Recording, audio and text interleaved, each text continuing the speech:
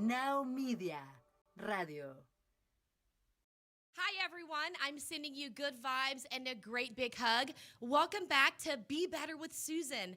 I'm your lovely host, Suzan Nguyen. For those of you that aren't familiar with me, I am a speaker. I am a published author of One Arm But Not Unarmed. Also, I'm a life coach on helping others overcome adversity, hardship, and loss.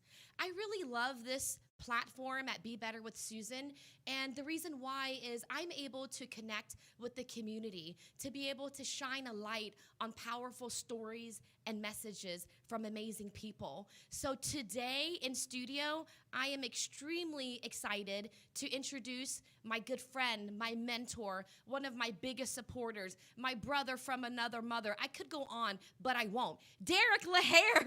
Good morning. Good morning. So glad to be here with you, Suzan. I really am. Oh, Derek, you know, I love you so much. You have been a huge part of my journey, and you're my go-to, right? When I get excited about things, I call you when I need, some guidance or whatever the case is, when I need a good laugh. So I appreciate you. I'm happy you're here. Why don't you tell us a little bit about yourself? Yeah, so my name is Derek LaHare. Grew up right here in North Houston, just 30 minutes up the road. Was born in Florida originally, but my parents were here. They split when I was 5 in 1985, but spent the rest of my time in Houston.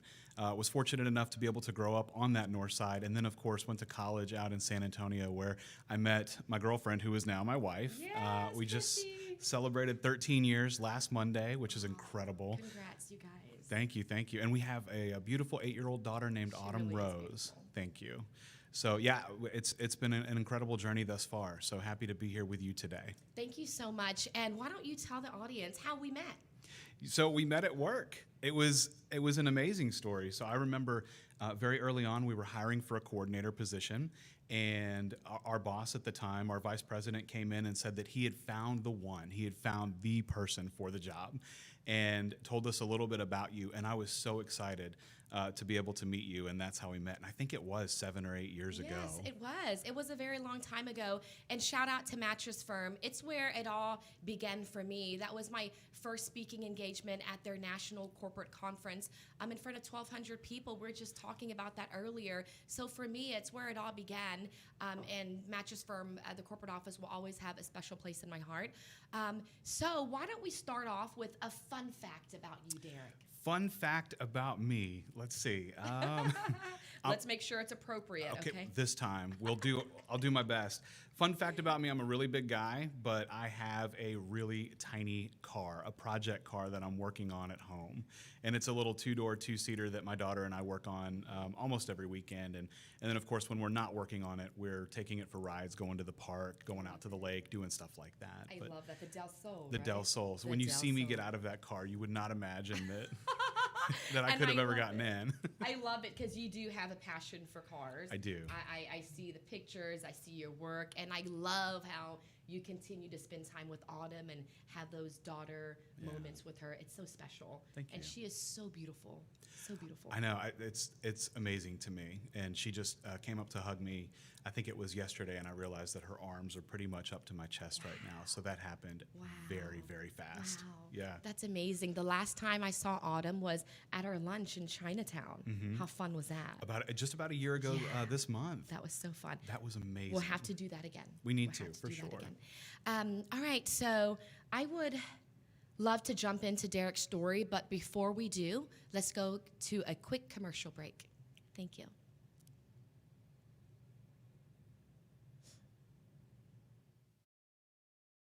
Transmitiendo desde Houston. What if you could reach thousands of potentially new clients in just seconds with the sharing of just one business card? It's not possible with your old business card, but it is with Now Media's new video business card. Hi, I'm Michelle Merhar. You may remember me from the morning news. Most people who receive a conventional business card either lose it or toss it within minutes. And with that, the company has lost that lead and likely that sale. At Now Media, our new product is changing the industry. The video business card, recorded with cutting-edge technologies in our studios, is designed to be sent quickly using your smartphone or tablet to your clients, suppliers, or anyone you need to be in contact with. It is fully compatible with any instant messaging application or email system you already have. The Now Media video business card will feature you, along with your contact information, summary of all your company's products or services, and an engaging look. Best of all, it really is affordable for any business, from startups to multinational companies. The Now Media video business cards are already being used by hundreds of companies, and most of them are seeing and feeling the difference in their lead generation and sales. We don't need to tell you how important our Now Media video business card will be to your brand, your customer experience, and your ability to interact with your clients. Call us today at 832-384-9588 or email us at videocard@nowmedia.tv.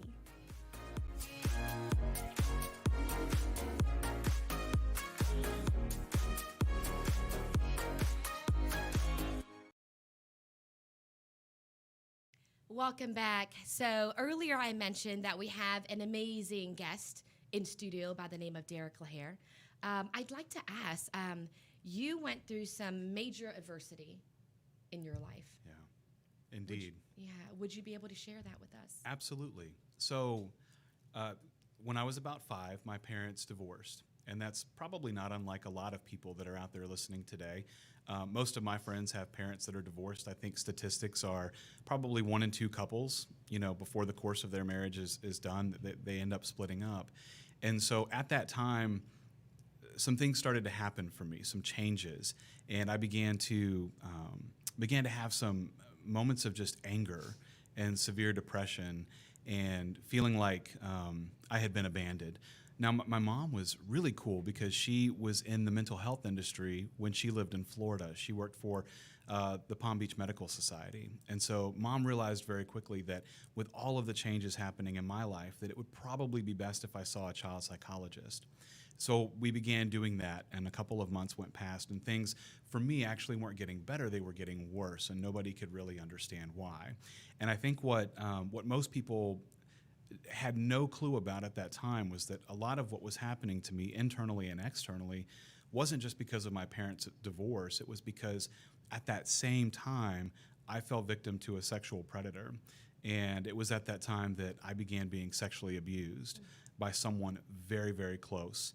And I think that was what people were seeing. They weren't noticing it. And it was happening right under the noses of my parents. It was happening right under the purview of my friends and family, and even my psychologist at the time.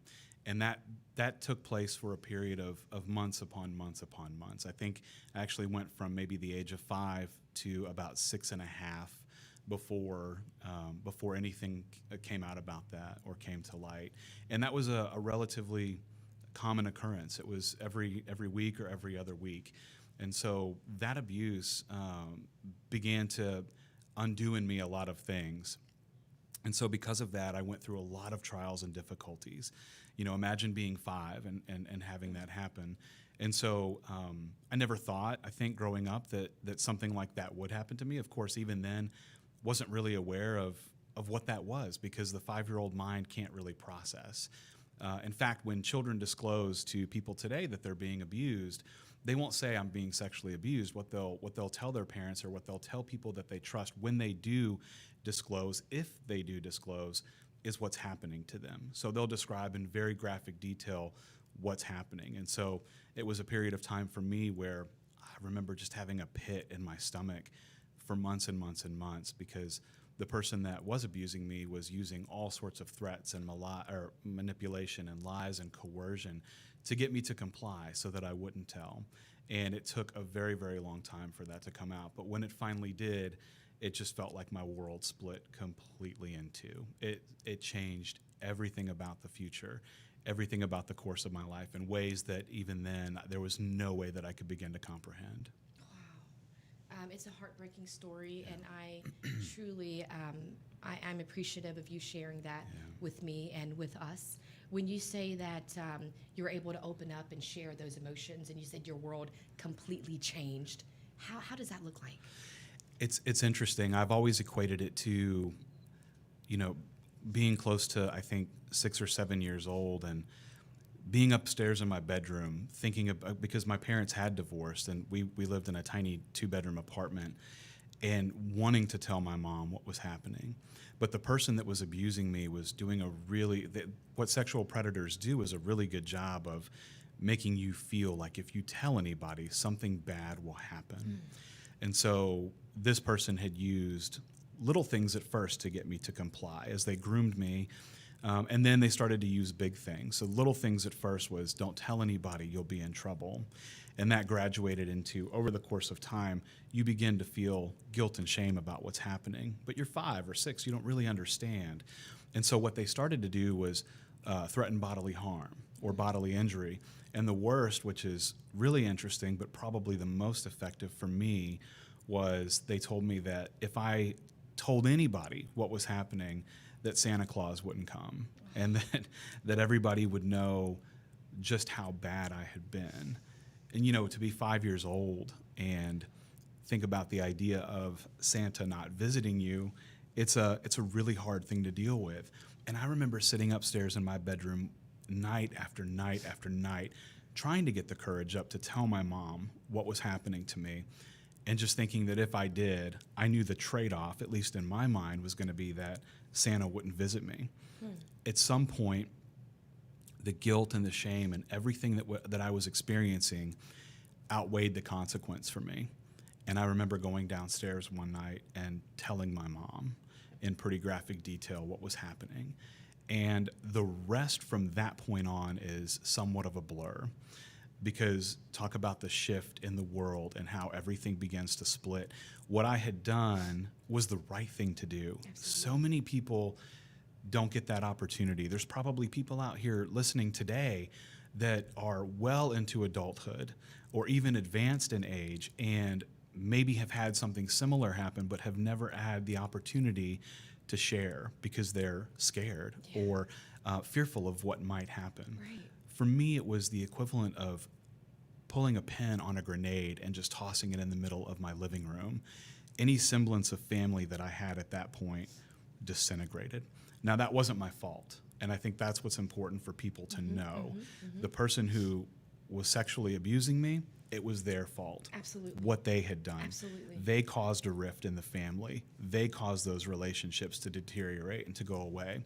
But that, for me, was really the beginning of my book, because that's where my mom very quickly realized, because this had happened, now it was even more important for me to get better help, advanced help.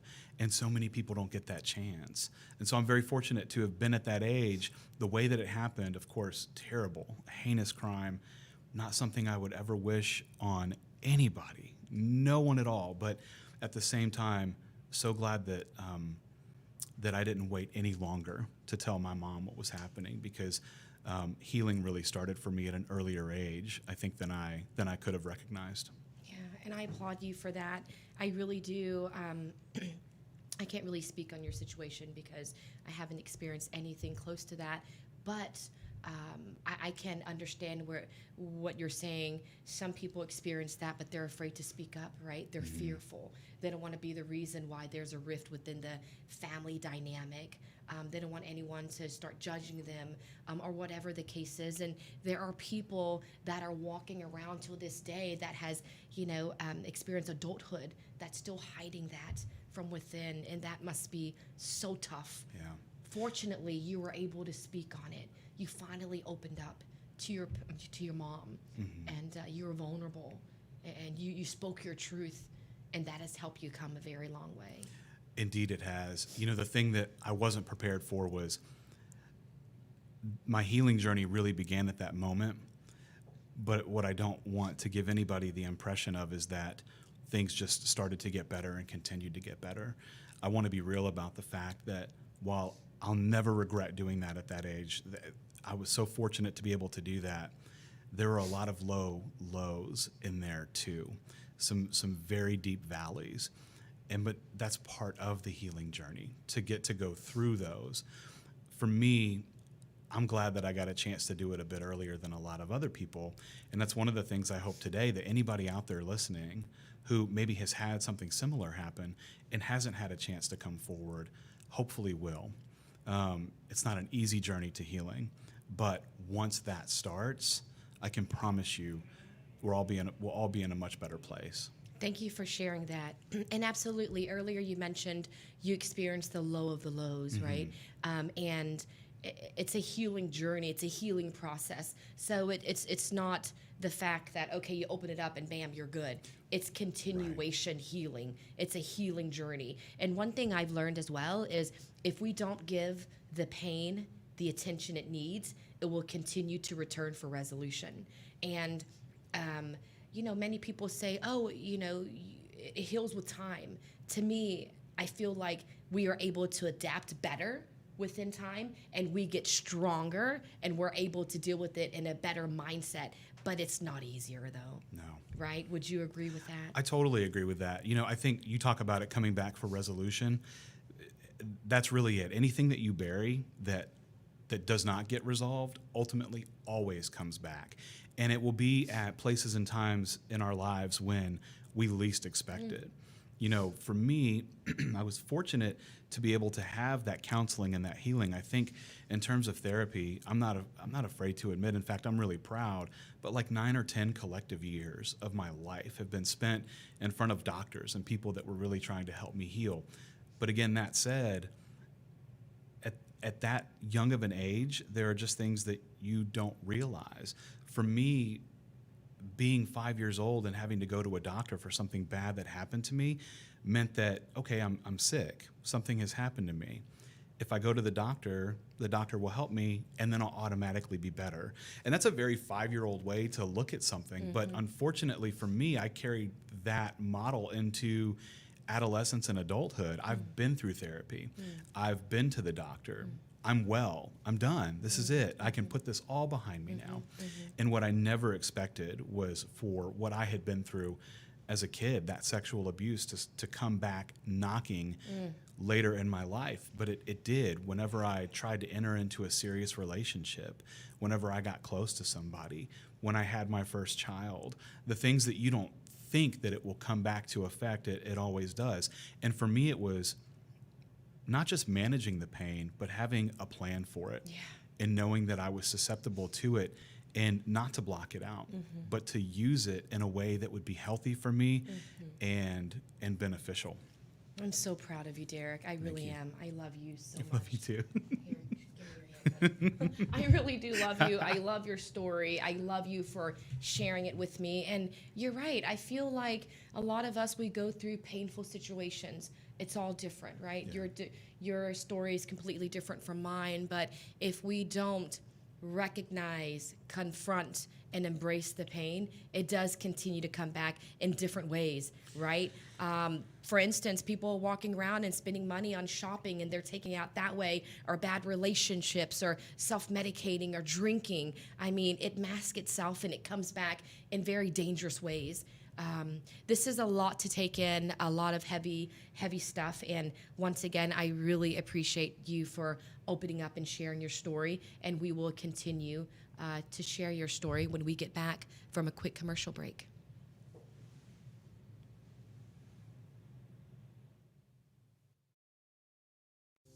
What if you could reach thousands of potentially new clients in just seconds with the sharing of just one business card? It's not possible with your old business card, but it is with Now Media's new video business card. Hi, I'm Michelle Merhar. You may remember me from the morning news. Most people who receive a conventional business card either lose it or toss it within minutes. And with that, the company has lost that lead and likely that sale. At Now Media, our new product is changing the industry. The video business card, recorded with cutting-edge technologies in our studios, is designed to be sent quickly using your smartphone or tablet to your clients, suppliers, or anyone you need to be in contact with. It is fully compatible with any instant messaging application or email system you already have. The Now Media Video Business Card will feature you, along with your contact information, summary of all your company's products or services, and an engaging look. Best of all, it really is affordable for any business, from startups to multinational companies. The Now Media video business cards are already being used by hundreds of companies, and most of them are seeing and feeling the difference in their lead generation and sales. We don't need to tell you how important our Now Media video business card will be to your brand, your customer experience, and your ability to interact with your clients. Call us today at 832-384-9588 or email us at videocard@nowmedia.tv.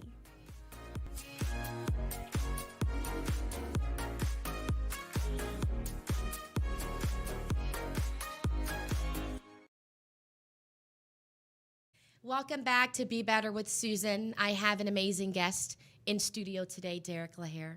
I appreciate you being here. Before we jump back to his story, I'd like to say a quick thank you to my sponsor, Stacy Mai. If you're in the need for real estate to sell, to buy, reach out to her. Stacy Mai, she is the best in the business. She's with Champions Real Estate Group. Pick up the phone and give her a ring. Her number is 832-744-4084. Thank you, Stacy Mai, for your generous sponsorship to Be Better with Suzan. So back to your story, Derek. Once again, I couldn't say thank you enough for sharing that powerful story with me. I realize that it's not easy. So once again, I am just wholeheartedly grateful, and I mean that.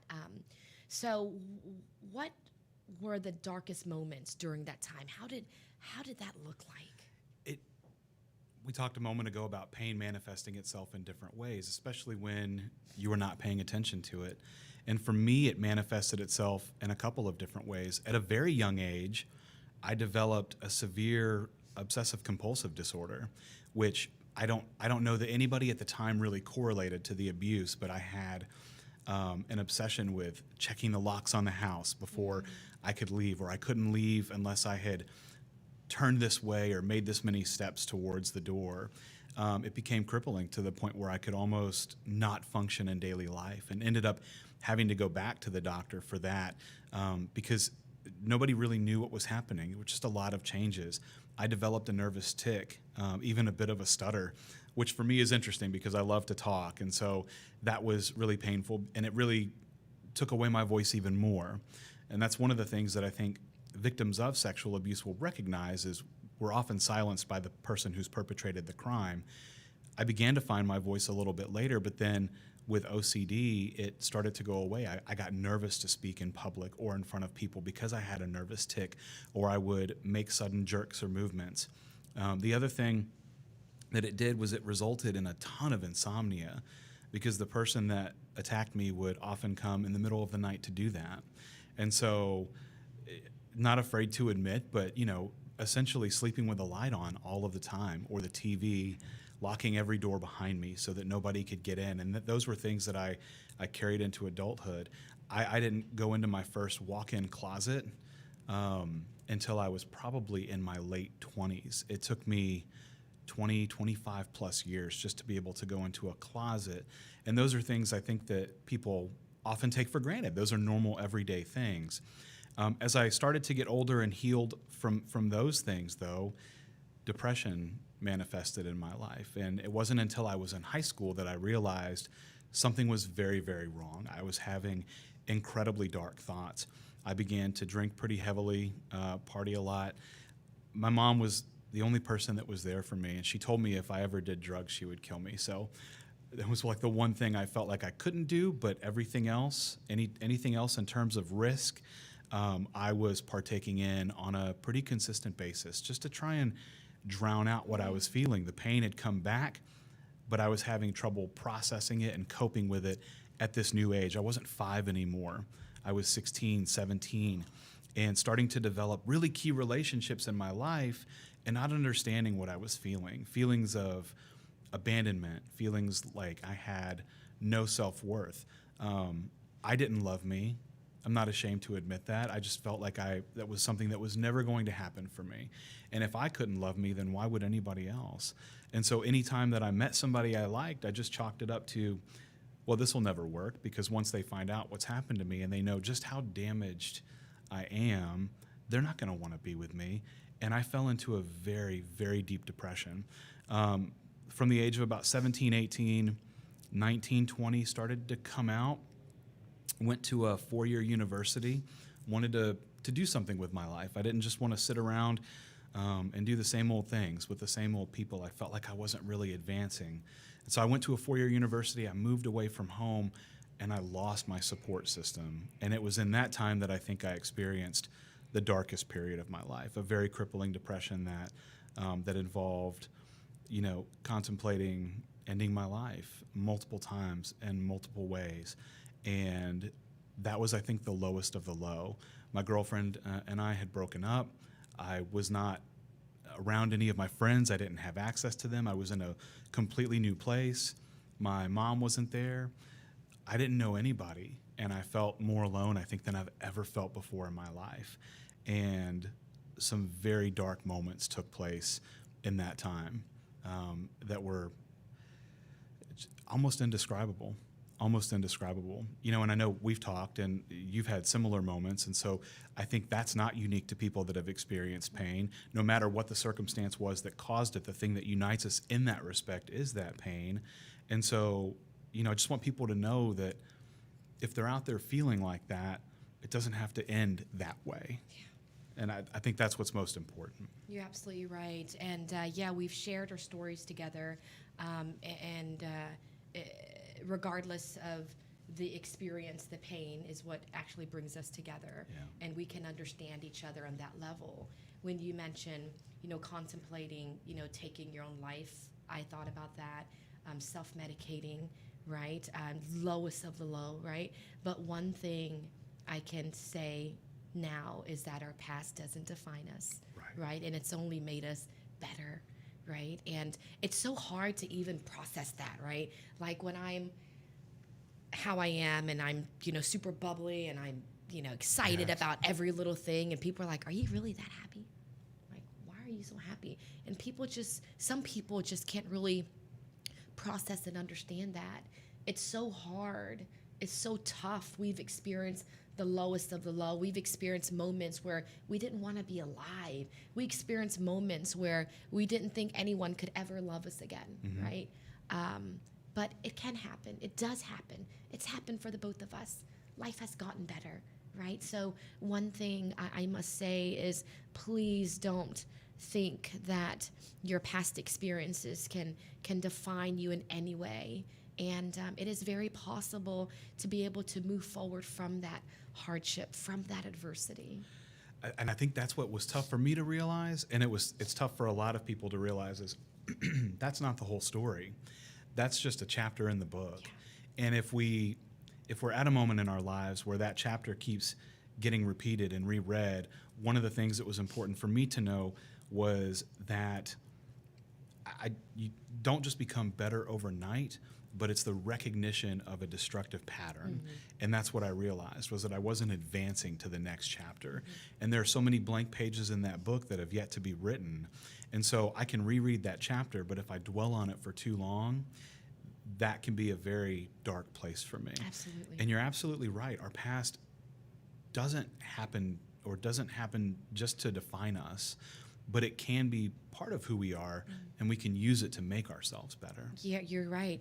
It is a part of who we are, and we can take those lessons that we've learned, those hard lessons, and help others overcome anything they may be going through. And that's something I believe in. In the beginning, I feel like I was so embarrassed of how I felt, right? I didn't want to share. I wasn't ready to be vulnerable with anyone. That's why I was angry. That's why my emotions got the best of me. That's why I let the anger destroy my life, and I ended up in jail, right? Over, a confrontation that happened. That's why I started self-medicating, because I wasn't vulnerable. I wasn't ready to speak about it. But once you are, magic happens, things change. And one thing I've learned is never be embarrassed of your story, because it can actually help inspire others. And also, every time I share my story, just like what we were speaking earlier, every time I'm crying, every time I get emotional, I'm actually healing, and it feels really good. So thank you so much for sharing that. And something else I wanted to touch on was emotional pain, right? It's something I actually speak on in my TED Talk as well. It's about recognizing, confronting, embracing pain. It's about being vulnerable. It's about identifying emotions. And emotional pain can be so dangerous. It can be as crippling as physical pain. So it's crucial that we are vulnerable and that we recognize it and confront it. And just like you said, it doesn't happen overnight. I am still working on being better. Right. Every day, each day, there are some days where I have hard times. And sometimes when I'm a little bit negative and I'm thinking, oh, this isn't working out, that isn't working out. But then I realize if I allow myself to be negative for a long time, then it's only going to pull me back to that dark place. So I'm not. Can you resonate with that? Yeah, I can indeed. I think part of it is, again, that recognition and then putting in place healthy coping mechanisms. You know, you've now written a book. You have your show. You get to speak about this in front of people, and those are healthy ways, I think, to process. The thing that it always reminds me of, and hate to be a little bit of a nerd here, but Batman Begins with Christian Bale. You know, in the very beginning scenes of that movie, he's a young boy. He falls down the well, and it's dark, and it's damp, and it's cold, and then all of a sudden there's bats just encircling him. And you see this transition in the movie later to where he's using the thing that brought him so much pain to make himself and the city he loves so much better. And I think that's what it is recognizing what are the good things that we can do. You know, and I know that not everybody gets an opportunity to speak about their pain. And even survivors of sexual abuse, if they've not disclosed, I want to make sure that they know that that's okay. No one is obligated to speak on their story. They get to choose to do so within their time. But I know for me, it's a very healthy thing, because if I get trapped in old patterns, I know what I automatically want to run to. I know what I automatically want to do. And I have to be responsible now. It's not just me. I have a family. I'm married. I have a wife. I have a daughter. When it was just me, I could self-destruct, and that's not healthy. But the repercussions for people around me were pretty small. Now they're very large. And so we have those healthy coping mechanisms. Like you said, if you recognize that you're in a thought pattern that you don't want to be in, you actively choose to do this instead of that. For me, it's writing, it's reading, it's fishing, it's spending time with my daughter, it's that silly project car that I have sitting in the garage that I'm too big to fit into, but it's an outlet for me to process. And for me, you know, what's super important is my faith. And so in those moments, a lot of times there is solitude, but it's healthy because I feel like I'm spending time in prayer or even time with God. And I find that so incredibly healing. And those aren't always easy conversations, but I know that it's better than what I would want to do normally. And so I love what you said about recognizing those patterns and doing something actively to change the direction. Yeah, I feel like we must acknowledge those negative patterns that we're experiencing. It's all about acknowledging and recognizing. And also, you're right? Not everyone is ready to speak about their pain, but one thing I do encourage is being vulnerable.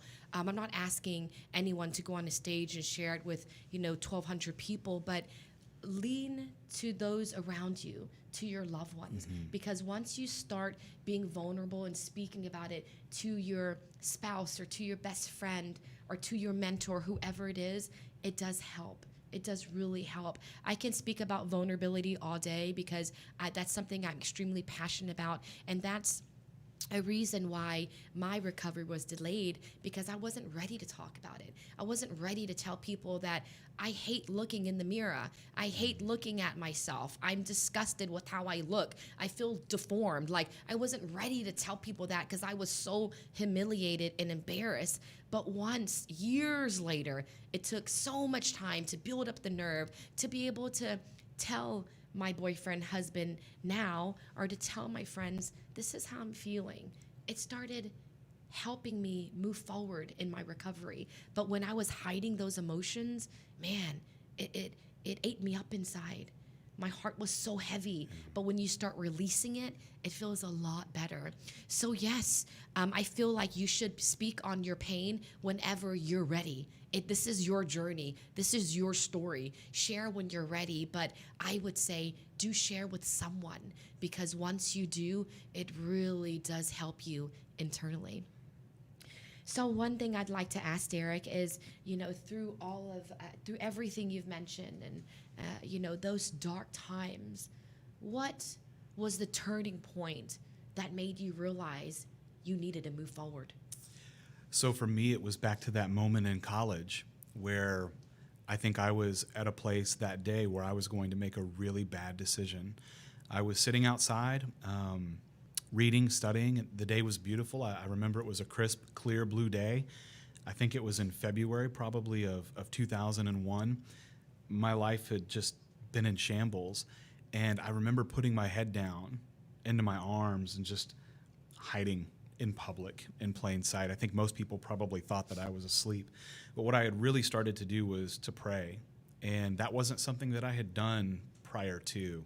I want to be clear about that. That wasn't a place that I really turned. And I just remember thinking all of these negative thoughts and feeling overwhelmed by the weight of the world and just crying out to God and saying, if you're real,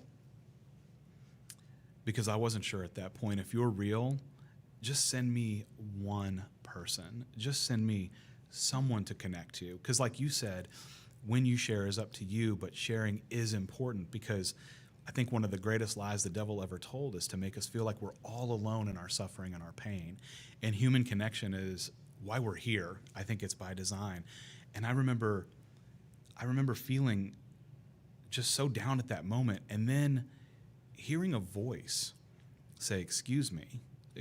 And I remember looking up, and I had had my face buried for so long, the light was almost too bright and overwhelming, and there was a man standing in front of me. And he didn't look like he belonged there.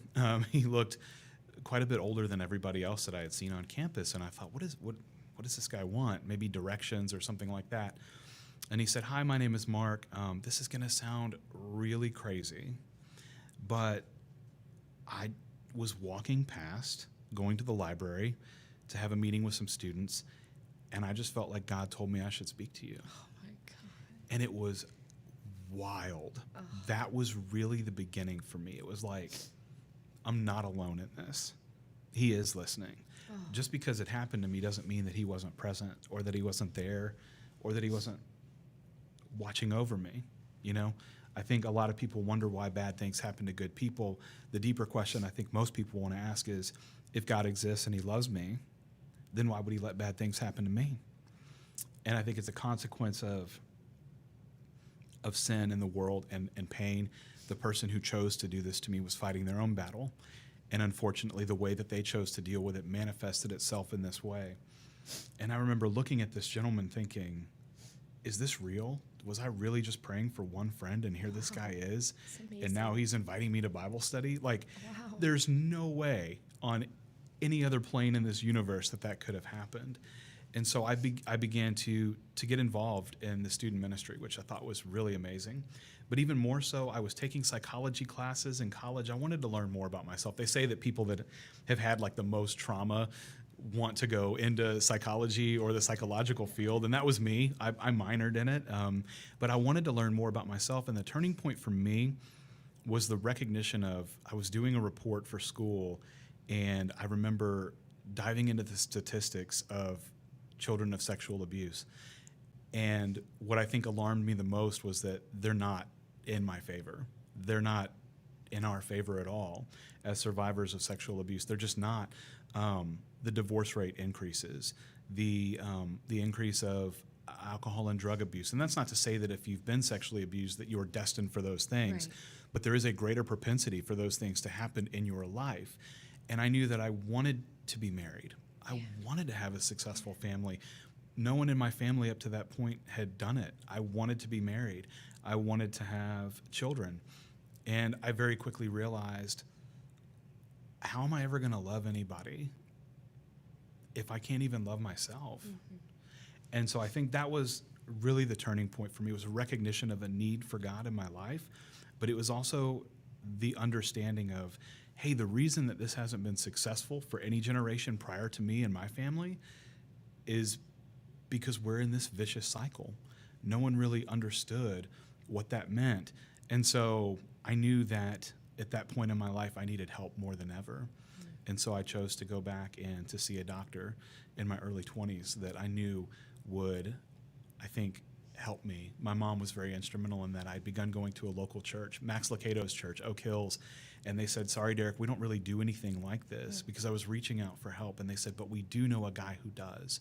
And they put me in touch with this man that I just feel like single-handedly helped change the course of my life.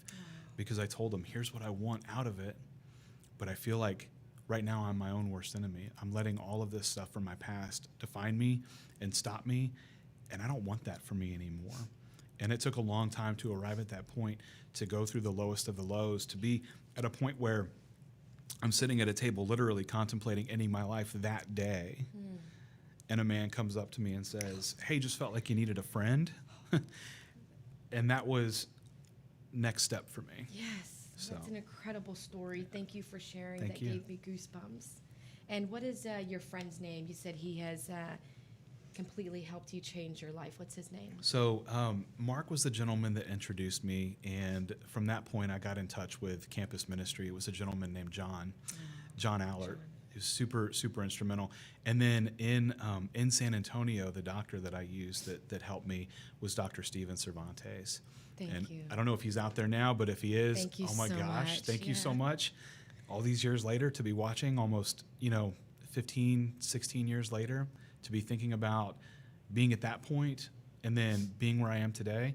And I don't want people to, like you said earlier, I don't want people to think that it's just all rainbows and unicorns now. We have tough days. You and I both know that, because on those days we'll often call each other, or we'll share with our spouse, and talk to our family. So it doesn't mean that you won't still have those days. It just Right. means that now you know what to do Absolutely. and you have a plan. Absolutely. Thank you to those gentlemen for helping out my good friend. Yeah. I'm so proud of you, seriously, how far you've grown, and really taking that experience and now sharing it with others, and just the way you've persevered.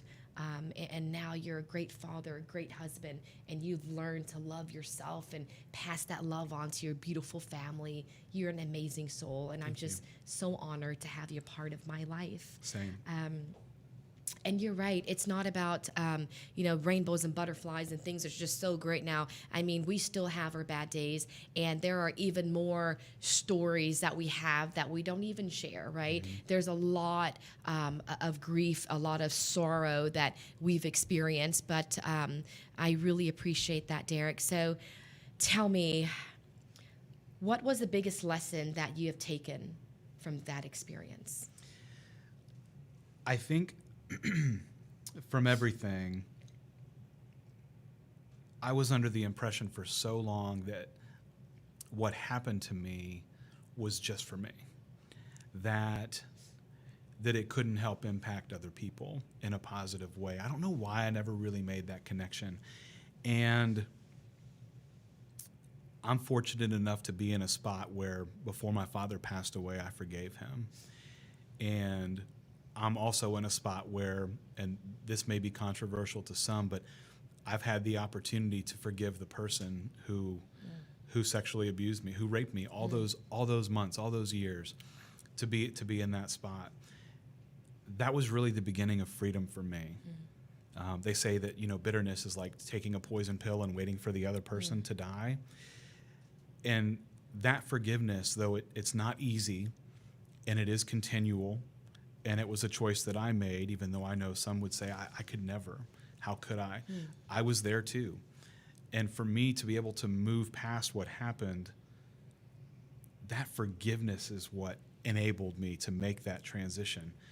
But even still, I was always under the impression that my story was just for me, that it couldn't really impact anybody. And when my daughter was born, it very quickly occurred to me, I don't want what happened to me to happen to her. And so if you've got kids, it's important that you talk to them at a very young age about their body safety and what that means Because I think one conversation with me, and this is not an indictment of anybody in my family system, it was the early 80s. What did any of us know? But now it's so much more prevalent. There are movements around it. Talk to your kids about what it means to be safe. And I think that was the connection, was I never want what happened to me to happen to my daughter.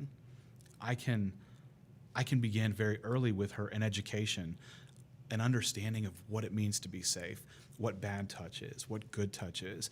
And it occurred to me then that maybe what happened to me wasn't just for me, but it was for her too, so that she would never have to go through what I went through, hopefully. And that opened up my mind to a lot, because I thought, well, if I could help her by telling this story, then who else could I help? Absolutely. And that's when I realized that for me, it's a personal choice to be able, like you, it's a personal choice to be able to tell your story.